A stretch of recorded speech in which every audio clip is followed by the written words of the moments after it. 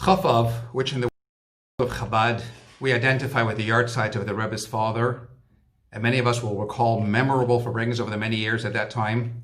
But as of 7 years ago, it also became the yahrzeit of my father, Olav Shalom, someone who was well known throughout the world of Chabad, and indeed well beyond the world of Chabad through his teachings, his writings, his renowned lectures and popular books. But above all else, my father would identify himself as a devout chassid of the Rebbe.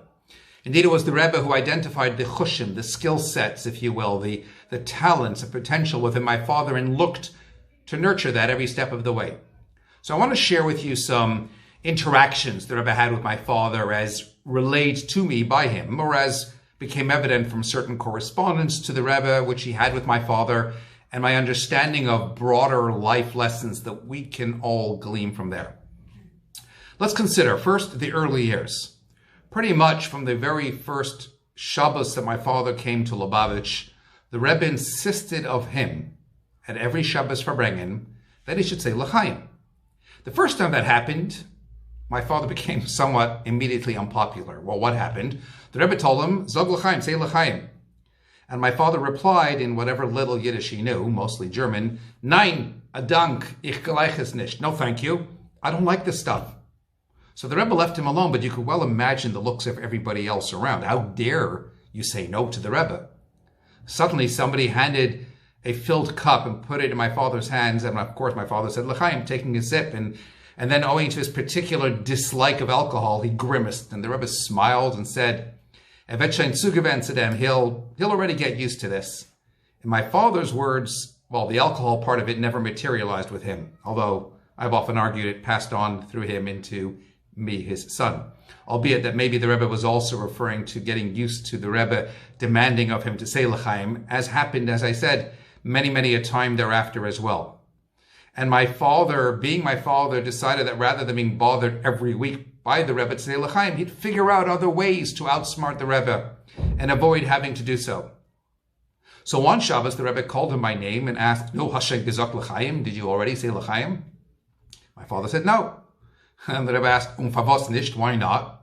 So my father replied, Ich hab noch nicht gemacht Kiddush, I didn't make Kiddush yet. One can't eat or drink before Kiddush, smart move. But you can't outsmart the Rebbe. So the Rebbe instructed him then and there to get up on the table and make Kiddush. In my father's words, he had never really made Kiddush in his life. He always ever heard it from somebody else and fulfilled his obligation that way. And in Chabad, the Kiddush is somewhat different. We start from a different verse, from Al Kain. But the way my father grew up, it was more in the Ashkenazi style of V'shamru b'nei Yisrael, the whole thing out loud. And his mind went blank and he panicked. But how long could you stand there already? Every second seems like eternity. So he started to do it the way he knew it, with his thick Yekish pronunciation. V'shamru b'nei Yisrael, as a Shabbos, la saus, as a Shabbos, etc. It was something that was alien and unusual in a Chabad setting, and the Rebbe was literally laughing. And when my father finished, the Rebbe said, No, er's noch halsa misnagid, ever davon haben Kiddush b'makam suda. He's still a misnagid, he'll still want some food immediately after his Kiddush, and the Rebbe then proceeded to take a bunch of cake and hand it to him in a napkin. On yet another occasion, my father decided to hide behind a beam at the Farbrengen. He figures if the Rebbe doesn't see him, then the Rebbe cannot call on him to say L'chaim. So that's what he did.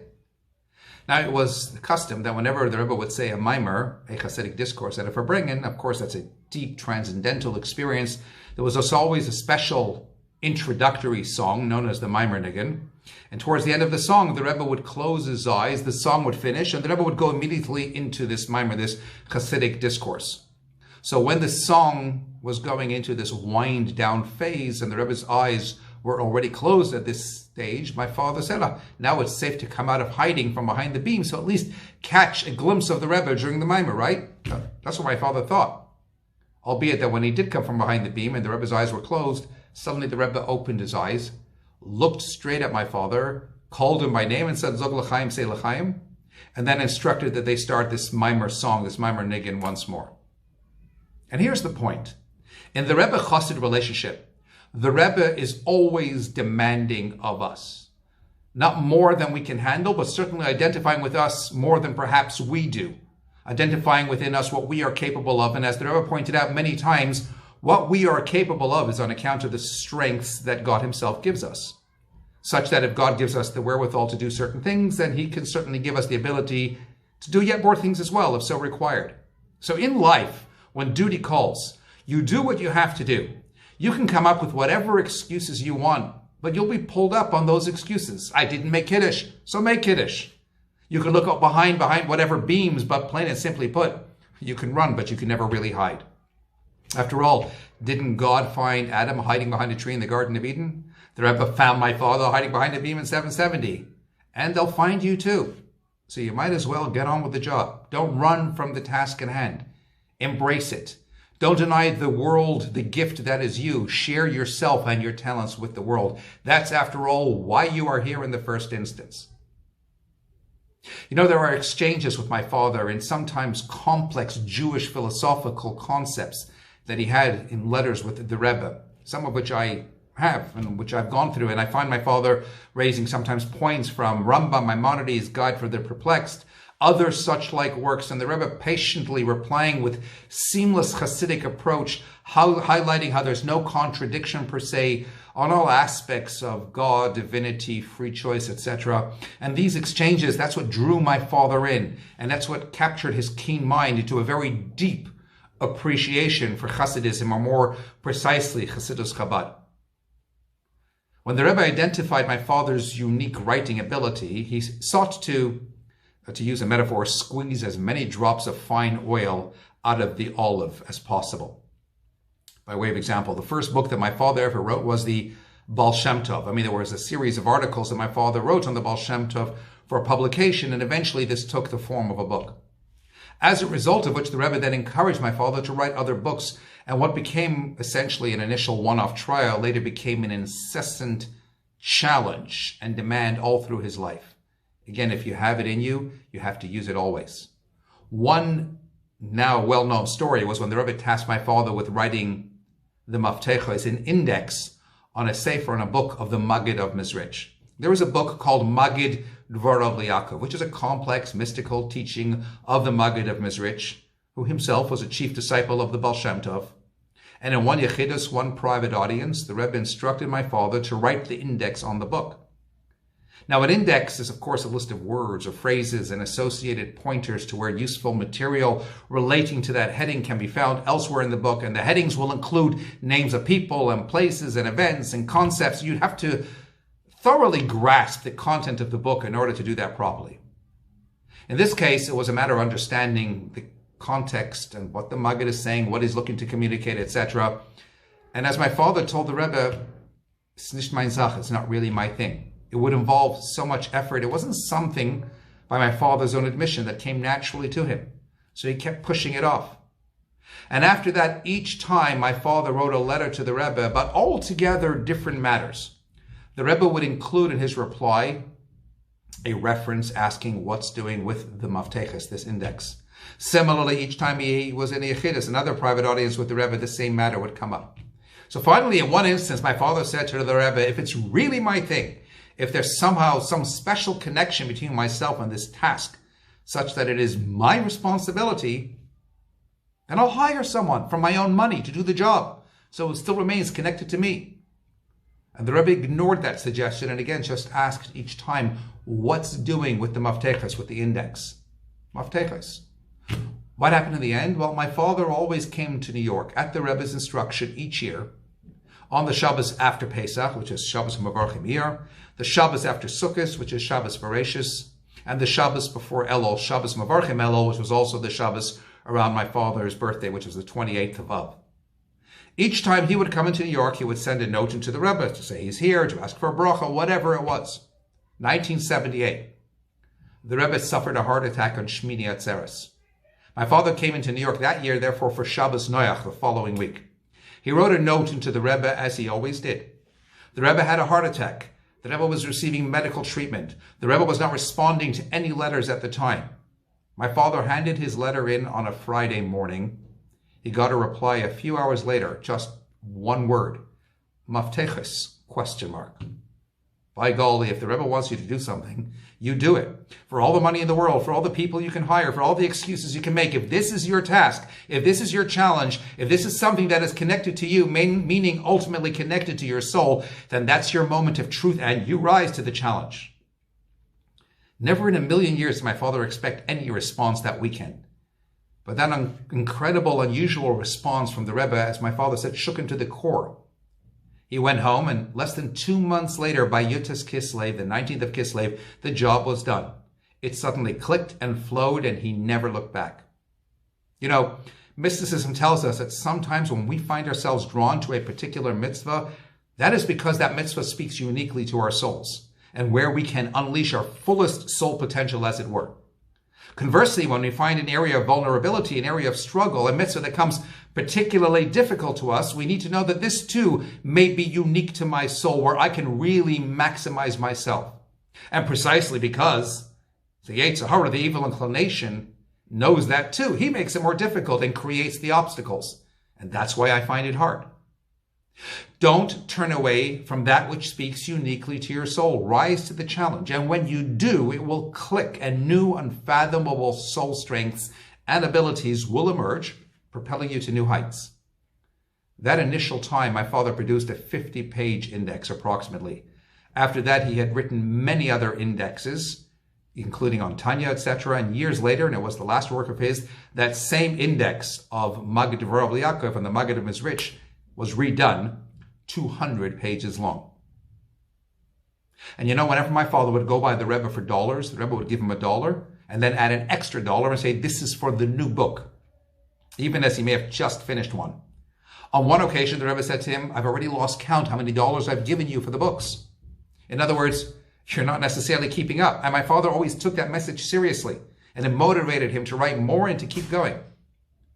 In one particular instance, the Rebbe gave my father $1 and said, this is for the new book. 2 weeks later, my father had reason to be in New York again and took the opportunity to go by for dollars again. The Rebbe looked, handed him an extra $1 and said, Das ist für die neue Sefer, this is for the new book. Und ich meine nicht derselbe Sefer of dem, was ich hab dir gegeben $1 mit 2 Wochen zurück. I don't mean the same book for that which I gave you $1 for the other week. I mean for the one that's already due to come after that. Again, if you have a talent, if you're skilled in a certain arena, life on this earth, it's only temporary. We're each put into this world because there is something that we can do that no one else can do. Something that we can become that nobody else can become. What we are destined to become, that's predetermined from above. Whether we become it, that's down to our free choice in seizing the opportunities as they present themselves. As the Rebbe wrote to my father in another letter when he was still a young man, and it should be the will that you should fulfill your true and essential purpose to spread the well springs of Chassidus outward and strengthen yourself to fulfill this purpose of yours in greater and broader measure and within a deeper framework. And in another letter in which the Rebbe gave him a certain blessing, the point is reiterated. The Rebbe said, since he is making a request, whatever that was, then the more he adds in Torah and mitzvahs in general, and involvement in spreading the well springs of Chassidus in particular, then the Rebbe adds, which this is his true purpose in life, then God will add all the more so his blessings for him for all that he needs. It's very simple. Define your purpose, go after it, because that's where you will achieve your greatest success, and that's where you will see and experience ultimate blessings. And finally, on that same point, I suppose my father must have written to the Rebbe about stock investments, and he must have taken a hit. And I'll just share with you briefly the Hebrew that the Rebbe wrote, lest it gets lost in translation. Umuvenes timhasi hachi, underline, gedola. My very great astonishment is self-understood. Maloyul pizur hanefesh to kanisa stocks. What is this connection to him and to the scattering of your soul that you purchased stocks? And the Rebbe instructed my father to henceforth desist any further, and with the blessing that God should repay any loss incurred plus more. What is this term, pizur hanefesh, this notion of soul scattering that the Rebbe referenced? I researched this. It's a term that we may be familiar with, but Rabbeinu Bachya, the 11th century scholar, cites an anonymous elder's daily prayer. Hanefesh mipizur yatzileni hamakim. God save me from a scattered soul. The notion of a scattered soul is when we embed pieces of ourselves in a million worthy causes, in work and spouses and colleagues and learning and kids and parents and cousins and friends and vacations and organizations and sports and hobbies and investments. This is pizur hanefesh. Many of these are important, but collectively they leave us drained and empty. You know, psychology calls it multitasking, but there is no advantage in doing that. You could do 100 different things okay, or you could do some less things, but more focused and ever so much better. Pizur hanefesh drags down every aspect of our lives. You know that voice someone gets when he's talking to you, but he's also scrolling through his email on his phone? The longer than expected pauses, the repeating of the last words you said, while his conscious mind catches up with his subconscious. It's not just when we're checking email either. We hold too many goals in our minds. Pizur hanefesh means we have trouble sticking with projects and fulfilling commitments. And pizur hanefesh fuels stress levels with pressure from deadlines and concerns in too many diverse areas. So it invades and undermines our spiritual and personal existence. The Rebbe is telling my father, this is not your thing. You can dabble in stocks, but it'll distract you from what you should really be doing and what you could really be doing well. And my father took this as his cue to not get involved in any business ventures. And just to avoid that altogether, determine your tafkid, keep your focus. Lastly, and to be sure I could go on for hours, 3 short anecdotes with their own lessons as my father relayed them to me. My father would be those who would translate certain letters for the Rebbe, especially those written in Dutch, and I believe German in the earlier years.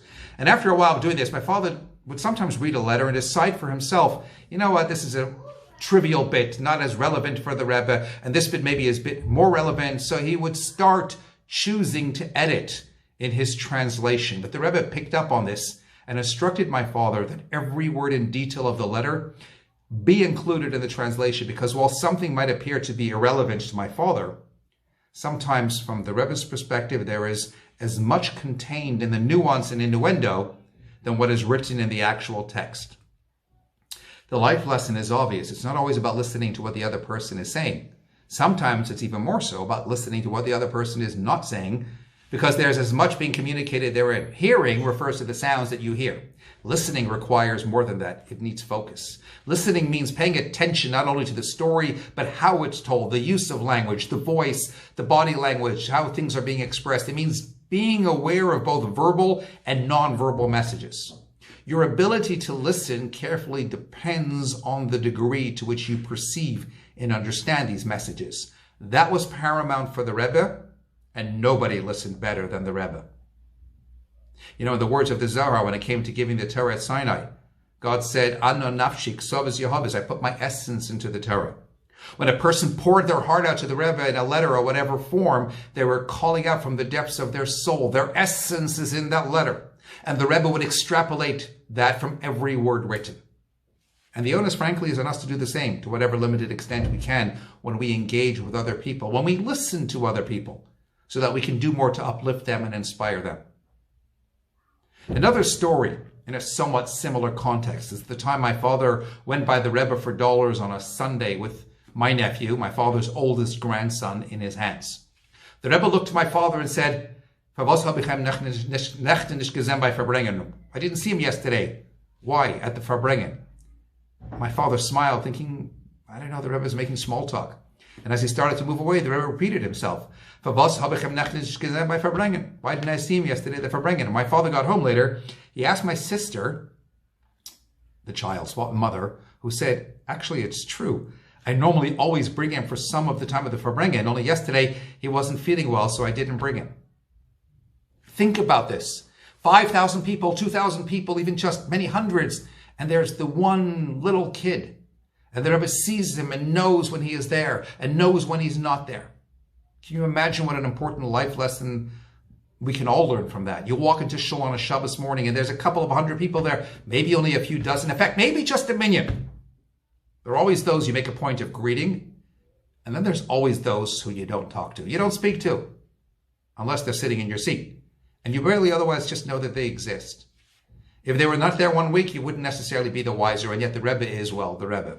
And he's leading and he's speaking for hours on end, but still he sees and he knows who is in the room and who is not, regardless of the size of the crowd. We need to all be Rebbes to others, just to be aware of them, to acknowledge them, to say good Shabbos to them, just as you would do to others. Sometimes you have no idea what that does for their esteem, for their soul.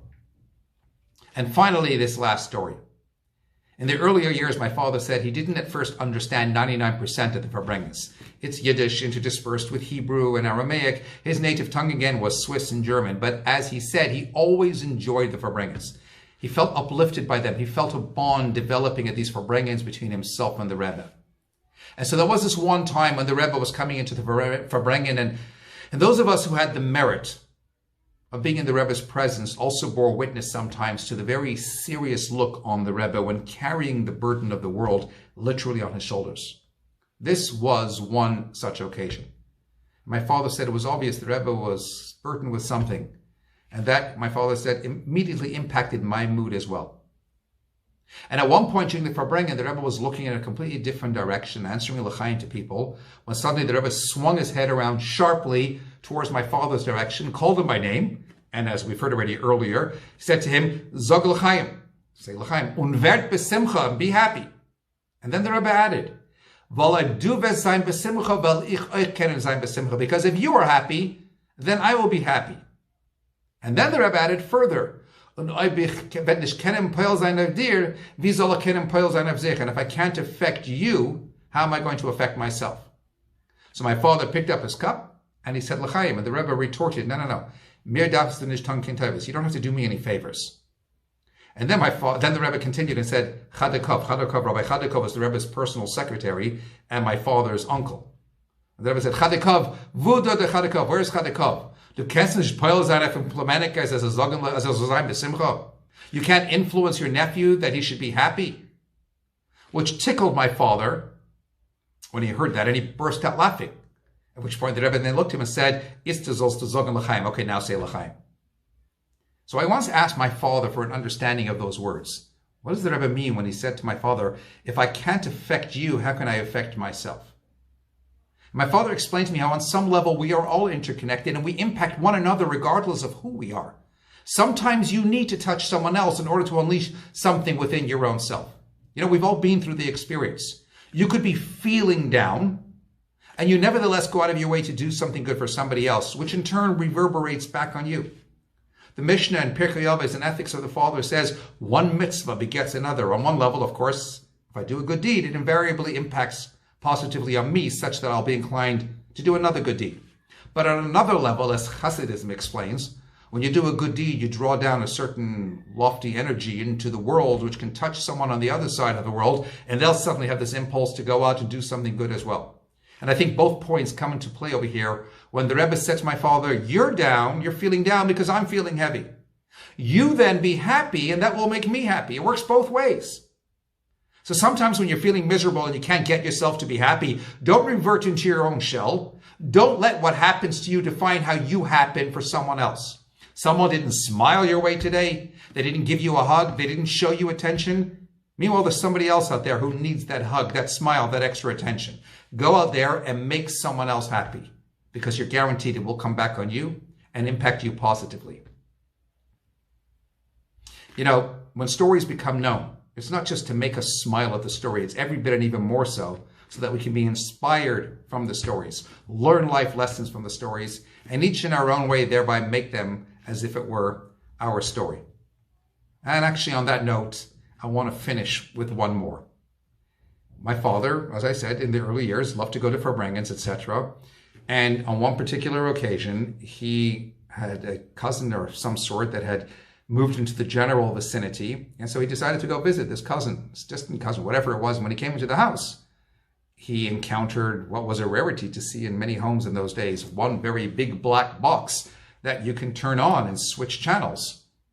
And my father sat there kind of enamored for the better part of an hour watching this show on that big black box.